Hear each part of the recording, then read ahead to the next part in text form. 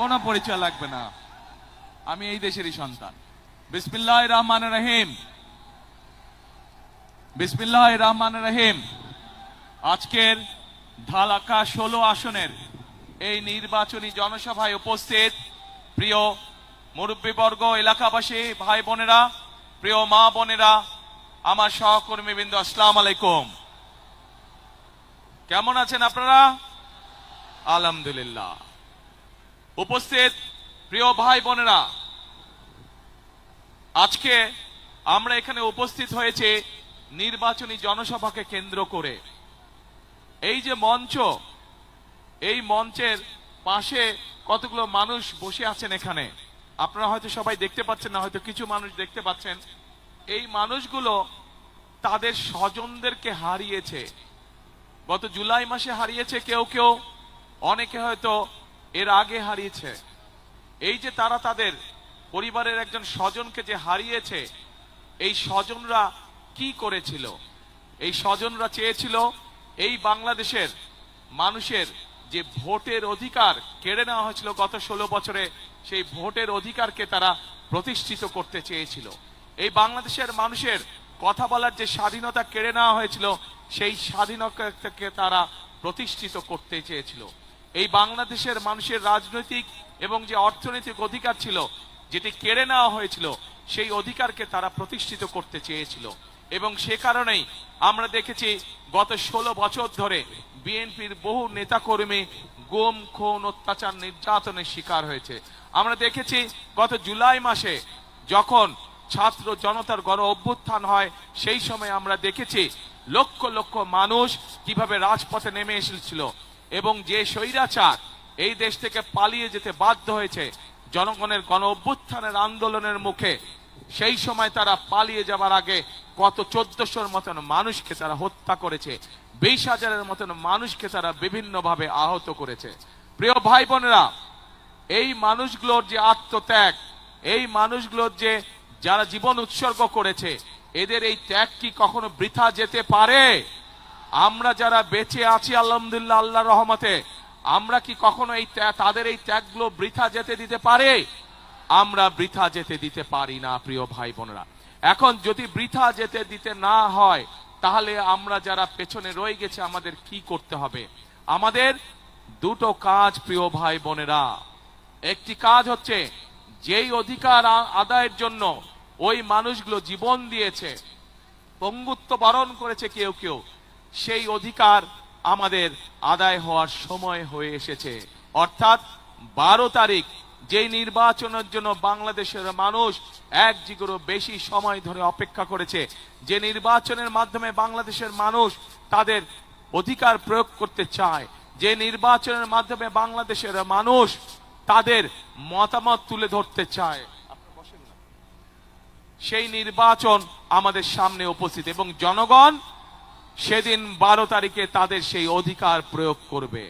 এবং একই সাথে প্রিয় ভাই বোনেরা, এই যে মানুষগুলো যারা জীবন উৎসর্গ করেছে, যারা শহীদ হয়েছে, যারা পঙ্গুত্ব বরণ করেছে, অত্যাচার নির্যাতন সহ্য করেছে হাজারো লক্ষ মানুষ, এই মানুষগুলোর আরেকটি প্রত্যাশা ছিল।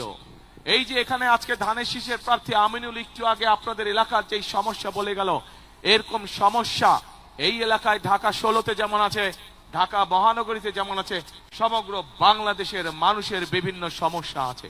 কর্মসংস্থানের সমস্যা আছে, নারীদের অধিকার প্রতিষ্ঠিত করার সমস্যা আছে, আমাদের তরুণ যুবক ভাই বোনদের কর্মসংস্থানের সমস্যা আছে, শিক্ষার্থীর আগামী দিনের প্রজন্ম যারা শিক্ষার্থী তাদের শিক্ষার বিষয়ে সমস্যা আছে। এখানে আমিনুল হাসপাতালের কথা বলেছে, সমগ্র বাংলাদেশের জেলা, উপজেলা, গ্রাম পর্যায়ে মানুষের স্বাস্থ্য সুবিধা নিশ্চিত করার সুবিধা আছে। অর্থাৎ এক কথায় আমরা দেখেছি গত 16 বছরে কিভাবে মেগা প্রজেক্ট হয়েছে, কিন্তু মানুষের ভাগ্যের মেগা পরিবর্তন হয়নি, বরং আমরা দেখেছি মেগা প্রজেক্টের নামে মেগা দুর্নীতি হয়েছে, কিন্তু মানুষের ভাগ্যের পরিবর্তন হয়নি। কিছু সংখ্যক মানুষের ভাগ্যের পরিবর্তন হয়েছে। প্রিয় ভাই বোনেরা, আজ সময় এসেছে দেশ এবং দেশের মানুষের আমাদেরকে ভাগ্যের পরিবর্তন করতে হবে। এবং সে কারণেই আপনারা নিশ্চয়ই দুদিন আগে দেখেছেন, বাংলাদেশ জাতীয়তাবাদী দল বিএনপির পক্ষ থেকে সমগ্র দেশের মানুষের সামনে আমরা আমাদের দলের ম্যানিফেস্টো উপস্থাপন করেছি। সেখানে আমরা নারীদেরকে কিভাবে আমরা সামনে এগিয়ে নিতে চাই, সেখানে আমরা ছাত্রদের লেখাপড়ার জন্য কি ব্যবস্থা করতে চাই, সেখানে আমরা উল্লেখ করেছি কিভাবে আমরা বেকারদের কর্মসংস্থানের ব্যবস্থা করতে চাই, সেখানে আমরা উল্লেখ করেছি কিভাবে আমাদের 40 লক্ষ প্রতিবন্ধী মানুষ আছে সারা দেশে, তাদের পাশে আমরা দাঁড়াতে চাই। সেখানে আমরা উল্লেখ করেছি যে কিভাবে আমরা আমাদের কৃষক ভাইরা যারা পরিশ্রম করে আমাদের খাদ্যের যোগান দেন, সেই কৃষক ভাইদের পাশে আমরা দাঁড়াতে চাই। সেখানে আমরা সুন্দরভাবে উল্লেখ করেছি আপনাদের এলাকার সন্তান আমিনুল যেমন একজন প্রফেশনাল খেলোয়াড়, শুধু আমিনুল একা কেন হবে, আমিনুল মতো আরো শত শত আমিনুল কিভাবে আমরা তৈরি করতে পারি দেশে, সেটির উল্লেখ আমরা করেছি। প্রিয় ভাই বোনেরা, এখন প্রিয় ভাই বোনেরা, আমাদের সামনে একটি বিশাল বড় কাজ আছে। 12 তারিখে আমাদেরকে সঠিকভাবে নির্ধারণ করতে হবে, নির্বাচিত করতে হবে যে কাদেরকে দিয়ে আমরা দেশ পরিচালনার দায়িত্ব করব। একই সাথে প্রিয় ভাই বোনেরা, আপনাদের সামনে একটি রাজনৈতিক দল হিসাবে আমরা আমাদের কর্ম পরিকল্পনা উপস্থাপন করেছি। আজকে এই জনসভায় দাঁড়িয়ে আপনাদের সামনে হয়তো আমি আমাদের যে রাজনৈতিক প্রতিপক্ষ তাদের সম্পর্কে হয়তো আমি অনেক কথা বলতে পারতাম, তাদের সম্পর্কে হয়তো আমি অনেক গীবত গাইতে পারতাম, কিন্তু আমি যদি প্রতিপক্ষ সম্পর্কে বা কারো সম্পর্কে যাই বলি না কেন, তাতে কি জনগণের কোনো লাভ হবে? প্রিয় ভাই বোনেরা, জনগণের কোনো লাভ হবে না। আজকে সময় এসেছে, আমরা আন্দোলন করেছি, সংগ্রাম করেছি, আমাদের বহু সহকর্মী সহ অরাজনৈতিক বহু ব্যক্তি বিভিন্নভাবে গত 1 যুগেরও বেশি সময় ধরে নির্যাতিত হয়েছেন, অত্যাচারিত হয়েছেন, নিজেদের জীবন উৎসর্গ করেছেন। আমরা আমাদের সেই মহেন্দ্রক্ষণে উপস্থিত হয়েছি যেখানে আমরা নিজেদের রায় দিয়ে জনগণের সরকার প্রতিষ্ঠিত করতে পারবো। পরবর্তী ধাপ হচ্ছে এই দেশকে পুনর্গঠন করা, এই দেশের মানুষের ভাগ্যের পরিবর্তন করা। এটি হবে আমাদের একমাত্র সামনের লক্ষ্য, এটি হবে আমাদের একমাত্র উদ্দেশ্য। প্রিয় ভাই বোনেরা, সেই জন্য আসুন আজকে ধানের শীষের পক্ষ থেকে, বিএনপির পক্ষ থেকে আমি আপনাদের সামনে হাজির হয়েছি। আজকে আমরা আপনাদের সামনে আমাদের পরিকল্পনাগুলো উপস্থাপন করেছি। আমরা বলেছি যে আমরা আপনাদের সমর্থনে আল্লাহর রহমতে সরকার গঠনে সক্ষম হলে, দেশনেত্রী বেগম খালেদা জিয়া যতবার দেশ পরিচালনার সুযোগ পেয়েছিলেন, উনি চেষ্টা করেছিলেন, উনি ব্যবস্থাও নিয়েছিলেন এই দেশের নারীরা যাতে শিক্ষিত হতে পারে, এবং সেই জন্যই স্কুল পর্যায় থেকে দ্বাদশ শ্রেণী পর্যন্ত উনি নারীদের শিক্ষা ব্যবস্থা, মেয়েদের শিক্ষা ব্যবস্থা ফ্রি করেছিলেন। প্রিয় ভাই বোনেরা, সমগ্র বাংলাদেশে দেশনেত্রী খালেদা জিয়ার সেই পলিসির কারণে লক্ষ কোটি নারী আজ শিক্ষার আলোয় আলোকিত হয়েছে। কিন্তু এই নারীদেরকে আমরা অর্থনৈতিকভাবে স্বাবলম্বী করে গড়তে তুলতে চাই। আজকে বাংলাদেশের টোটাল জনসংখ্যার অর্ধেক হচ্ছে নারী, মা বোনেরা আমাদের। তাদেরকে যদি আমরা স্বাবলম্বী করে গড়ে তুলতে না পারি, আমরা যতই পরিকল্পনা গ্রহণ করি কেন না কেন, দেশকে সামনের দিকে নিয়ে যাওয়ার জন্য আমরা কোনো কিছুতেই সফল হতে পারবো না। প্রিয় ভাই বোনেরা, সেজন্যই আমরা সিদ্ধান্ত গ্রহণ করেছি আপনাদের সমর্থনে আল্লাহর রহমতে বিএনপি আগামীতে সরকার গঠন করলে আমরা সারা দেশে প্রত্যেকটি গৃহিণীর কাছে, প্রত্যেকটি মায়ের কাছে আমরা ফ্যামিলি কার্ড পৌঁছে দিতে চাই। যেই ফ্যামিলি কার্ডের মাধ্যমে যেই ফ্যামিলি শহর গ্রাম প্রত্যেকটি জায়গায় খেটে খাওয়া মানুষ যারা আছেন, সেই নারীদের কাছে, সেই মাদের কাছে, সেই গৃহিণীদের কাছে আমরা এই ফ্যামিলি কার্ড পৌঁছে দিতে চাই, এবং এই ফ্যামিলি কার্ডের মাধ্যমে আমরা তাদের কাছে সরকারের পক্ষ থেকে একটি নির্দিষ্ট পরিমাণ সহযোগিতা পৌঁছে দিতে চাই, যাতে করে ধীরে ধীরে আমাদের এই মা বোনেরা ধীরে ধীরে স্বাবলম্বী হয়ে উঠতে পারেন। প্রিয় ভাই বোনেরা, আমরা একটু আগে আমি বলেছি যে আমাদের কৃষক যদি ভালো থাকে, আমাদের দেশের মানুষ তাহলে ভালো থাকবে, এবং সে কারণে আমরা সিদ্ধান্ত গ্রহণ করেছি যে আমরা সরকার গঠনে ইনশাআল্লাহ আপনাদের রহমতে, আপনাদের দোয়া, আল্লাহর রহমতে, আপনাদের সমর্থনে 12 তারিখে সরকার গঠনে আমরা সক্ষম হলে আমরা এই কৃষক ভাইদের পাশে দাঁড়াবো, এবং মা বোনদের হাতে যেভাবে আমরা ফ্যামিলি কার্ড পৌঁছে দিব, একইভাবে আমরা কৃষক ভাইদের কাছে কৃষি কার্ড নামে একটি কৃষক কার্ড পৌঁছে দিতে চাই, যার মাধ্যমে আমরা সরাসরি কৃষক ভাইদের কাছে তাদের প্রয়োজনীয় শস্য, বীজ, কীটনাশক সকল প্রয়োজনীয় জিনিস যাতে আমরা পৌঁছে দিতে পারি। এবং শুধু তাই নয়, এর মধ্যে আমরা হিসাব নিকাশ করে দেখেছি যে আমাদের এই কৃষক ভাইদেরকে সহযোগিতা করার জন্য আমরা সিদ্ধান্ত গ্রহণ করছি। এখানে বহু ভাই বোন উপস্থিত আছেন যাদের পরিবারের কেউ না কেউ কোনো না কোনো গ্রামে বাস করছেন এবং কৃষি কার্যের সাথে জড়িত আছেন, না এরকম অনেকে বিভিন্নভাবে কৃষি কার্যের সাথে জড়িত। প্রিয় ভাই বোনেরা, আমরা সিদ্ধান্ত গ্রহণ করেছি যে বিএনপি ইনশাল্লাহ 12 তারিখে সরকার গঠন করলে পরে সমগ্র বাংলাদেশে যত কৃষক ভাই আছে যাদের কৃষি ঋণ আছে 10,000 টাকা পর্যন্ত, তাদের সেই কৃষি ঋণ আমরা সুদ সহ ইনশাল্লাহ মওকুফ করে দেব সরকারের পক্ষ থেকে। প্রিয় ভাই বোনেরা, এই এলাকায় আপনাদের সন্তান ধানের শীষের প্রার্থী আমিনুল একটু আগে বলেছে, এই এলাকার যারা দুস্থ মানুষ আছেন, খেটে খাওয়া মানুষ যারা আছেন, সেই মানুষগুলোর জন্য হাসপাতালের প্রয়োজন, চিকিৎসার প্রয়োজন।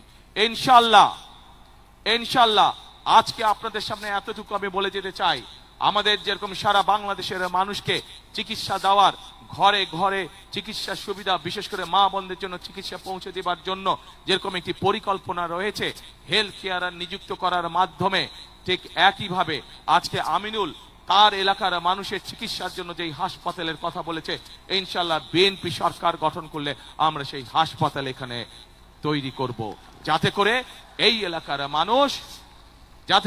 এলাকার মানুষ দূরে যেতে না হয়, তার নিজের এলাকার মধ্যে যাতে করে তারা চিকিৎসা সুবিধা পেতে পারে। প্রিয় ভাই বোনেরা, সমগ্র বাংলাদেশে আমাদের আরেকটি বিরাট সমস্যা রয়ে গিয়েছে। আমাদের বহু তরুণ সমাজের বহু ভাইয়েরা, বহু বোনেরা শিক্ষিত, যুব সমাজের বহু ভাই বোনেরা শিক্ষিত, কিন্তু তারা কর্মসংস্থানের অভাবে রয়েছে, তাদের অনেকেরই কর্মসংস্থান নাই। এবং সেই জন্যই আমরা পরিকল্পনা গ্রহণ করেছি যে বিএনপি আগামী 12 তারিখে ইনশাল্লাহ সরকার গঠন করলে আমরা প্রত্যেকটি জেলায়, এবং স্বাভাবিকভাবে ঢাকা যেহেতু বড় একটি শহর, ঢাকায় হয়তো প্রত্যেকটি এলাকায় অন্তত মিনিমাম একটির অধিক আমরা ভোকেশনাল ইনস্টিটিউট তৈরি করব, আমরা ট্রেনিং সেন্টার তৈরি করব, আমরা আইটিতে যারা কাজ করে তাদেরকে বিভিন্ন প্রকার ট্রেনিং এর আমরা ব্যবস্থা করব। আমাদের যে সকল তরুণ সমাজের সদস্য আইটিতে কাজ করেন, সেই ফ্রিল্যান্সিং এর কাজ হোক, ডাটা প্রসেসিং হোক, এই বিষয়ে তাদেরকে আমরা ট্রেনিং দিব যাতে করে তারা কর্মসংস্থানের ব্যবস্থা করতে পারে। একই সাথে ভোকেশনাল ইনস্টিটিউটের মাধ্যমে আমাদের যেসব বেকার তরুণ ভাই বোনেরা আছে তাদেরকে আমরা ট্রেনিং দিব যাতে করে তারা নিজেদের কর্মসংস্থান, ছোট ব্যবসা তৈরি করতে পারে, অথবা বিদেশে চাকরি বাকরির ব্যবস্থা করে নিয়ে যেতে পারে। প্রিয় ভাই বোনেরা, বাংলাদেশের বহু মানুষ, প্রায় 1.5 কোটি মানুষ বিদেশে প্রবাসী হিসাবে বসবাস করছে, এবং তারা সেখানে কষ্টার্জিত বৈদেশিক মুদ্রা আমাদেরকে দেশে পাঠাচ্ছে যাতে আমরা এই দেশের মানুষের ভাগ্যের পরিবর্তনের জন্য সেগুলো দিয়ে কাজ করতে পারি।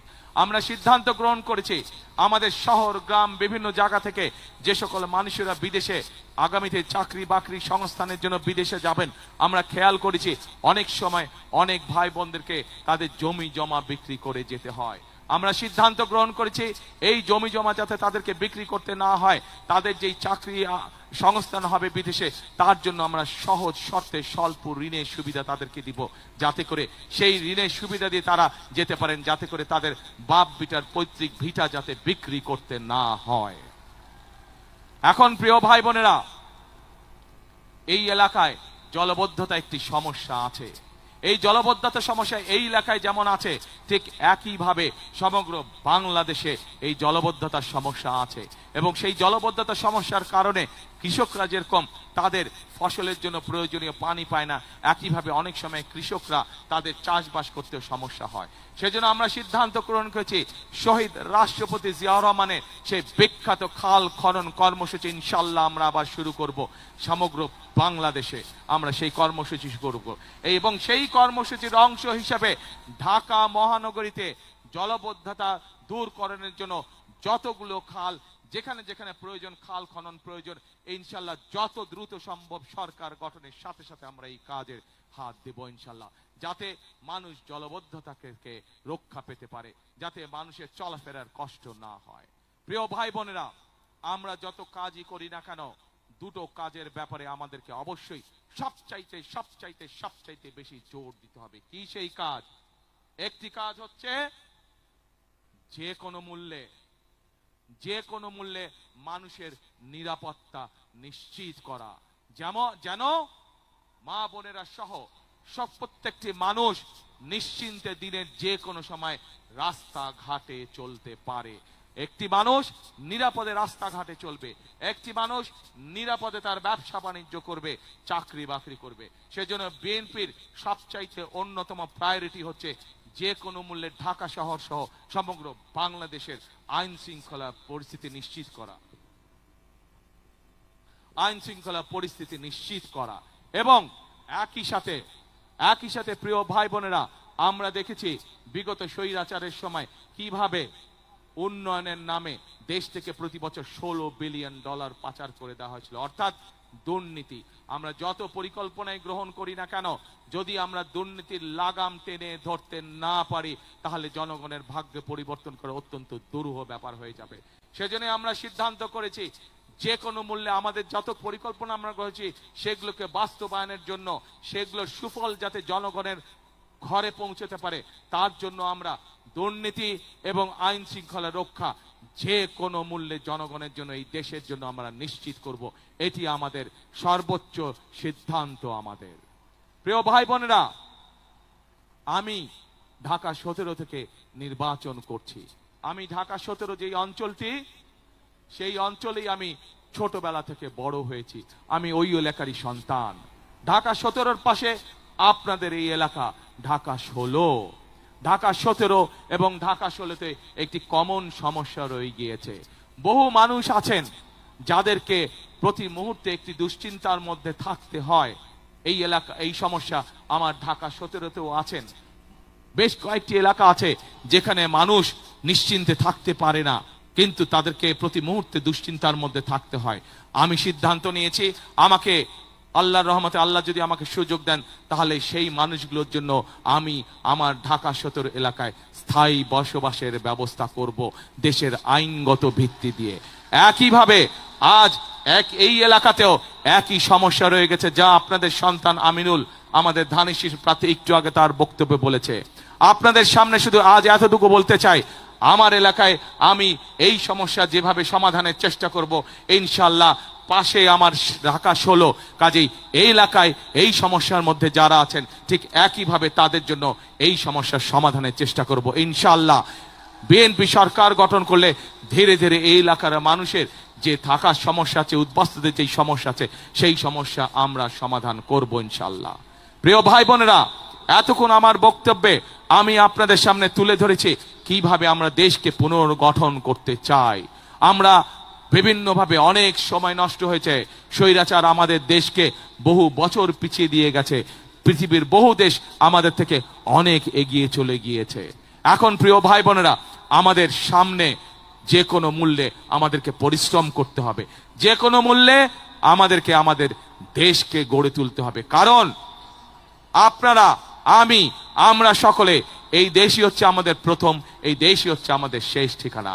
আপনাদের সকলের পরিষ্কার মনে আছে, দেশনেত্রী বেগম খালেদা জিয়াকে বিভিন্ন রকম প্রস্তাব দেওয়া হয়েছিল যে উনি যাতে বিদেশে চলে যান, কিন্তু দেশনেত্রী খালেদা জিয়া জেল জুলুম স্বীকার করে, মৃত্যু অবধারিত জেনেও উনি এই দেশের মানুষকে, অর্থাৎ আপনাদেরকে ফেলে উনি যাননি। জীবনের শেষ দিন পর্যন্ত উনি আপনাদের সাথে ছিলেন। প্রিয় ভাই বোনেরা, সেই জন্যই এই দেশকে আমাদের গঠন করতে হবে, যাতে এই দেশের সন্তানরা সুশিক্ষা পায়। এই দেশকে গঠন করে গড়ে তুলতে হবে যাতে এই দেশের মানুষ এই দেশেই কম বেশি সহজেই চিকিৎসা পায়।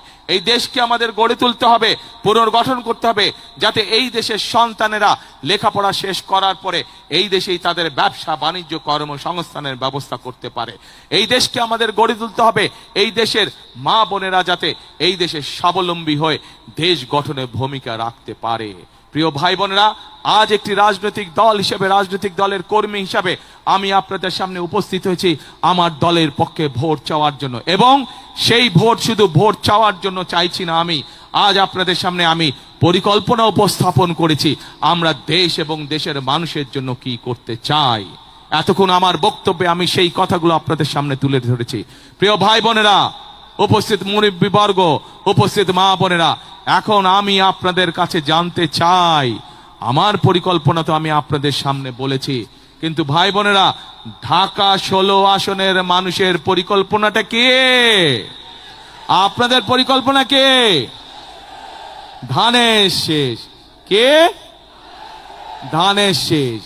12 তারিখে আপনারা যদি আমাদেরকে ধানের শীষে ইনশাল্লাহ ভোট দিয়ে দেশ পুনর্গঠনের সুযোগ দেন, এতটুকু আমি আপনাদেরকে বলতে পারি, বিএনপি যেমন অতীতে সকল সময় দেশ এবং দেশের মানুষের সাথে ছিল, ইনশাল্লাহ আগামী দিনেও দেশ এবং দেশের মানুষের পাশে বিএনপি থাকবে। আজ আমরা এই ঢাকা 16 আসনে দলের পক্ষ থেকে আমরা আমাদের দলের কর্মী, আপনাদের এই এলাকার সন্তান আমিনুলের হাতে আমি এই ধানের শীষ আজকে তুলে দিয়েছি। আপনারা আমিনুলকে 12 তারিখ পর্যন্ত দেখে রাখুন। আমিনুলকে আপনারা দায়িত্ব দিন। আমিনুল দায়িত্ব, এলাকার মানুষের দায়িত্ব। ইনশাল্লাহ আমিনুল জিতলে পরে, ধানের শীষ জিতলে পরে 13 তারিখ থেকে আমিনুল এলাকার মানুষের দেখভাল করছে কিনা, এলাকার উন্নয়নে কাজ করছে কিনা, সেইটি দেখার দায়িত্ব ইনশাল্লাহ আমার। প্রিয় ভাই বোনেরা, আগেই বলেছি আমি আপনাদের প্রতিবেশী হিসাবে ঢাকা 16 দেখার দায়িত্ব আমার দায়িত্বের মধ্যে পড়ে।